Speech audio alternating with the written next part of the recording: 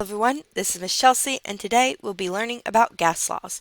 Our question of the day is what is the relationship between pressure and volume, volume and temperature and pressure? Still working on standard SC5C, which is to develop and use models to quantitatively, conceptually, and graphically represent the relationship between pressure, volume, temperature, and number of moles of a gas. If we want to compare pressure and volume, we are going to use Boyle's law, which is P1V1 equals P2V2.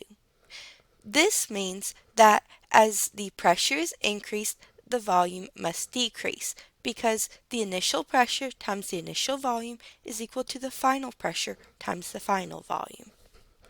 This relationship is true at constant temperature, that pressure and volume are inversely related. If we want to compare volume and temperature, we use Charles' law, which is V1 over T1 equals V2 over T2. This means that the initial volume divided by the initial temperature is equal to the final volume divided by the final temperature. Whenever volume increases, temperature will increase as well. This relationship is true at constant pressure. Volume and temperature are directly related. Now let's relate pressure and temperature. These two are related through Gay-Lussac's law. P1 over T1 equals P2 over T2.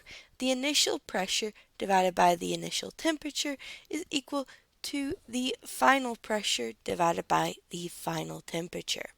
This means that as the pressure goes up, the temperature goes up, and this relation is always true at constant volume, so pressure and temperature will be directly related.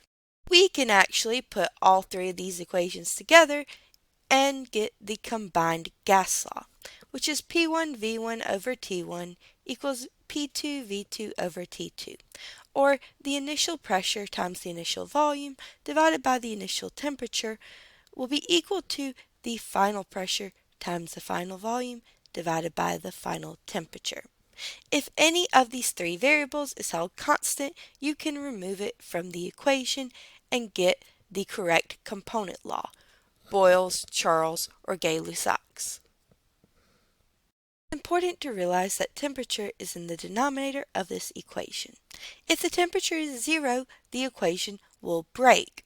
So in order to eliminate the possibility of dividing by 0, we put the temperature in Kelvin. Remember, Kelvin is Celsius plus 273. 0 Kelvin would be absolute zero, aka no motion whatsoever. Also, remember that 0 degrees Celsius or 273 Kelvin is considered standard temperature. Let's have a look at molar volume. Regardless of the identity of the gas, a mole of gas will always occupy 22.4 liters of volume. So the molar volume of a gas is 22.4 liters. As the volume of a gas does not depend on its identity, neither will the pressure. Dalton's law states that in a container of unreacting gases, the total pressure exerted is equal to the sum of the pressures of the individual gases. So the partial pressure due to nitrogen, 78.1, plus the partial pressure due to oxygen, 20.9, plus the partial pressure due to water vapor, 1.28, plus the partial pressure due to argon, 0.97, plus the partial pressure due to carbon dioxide, 0.05, will give you the total air pressure, which is 101.3.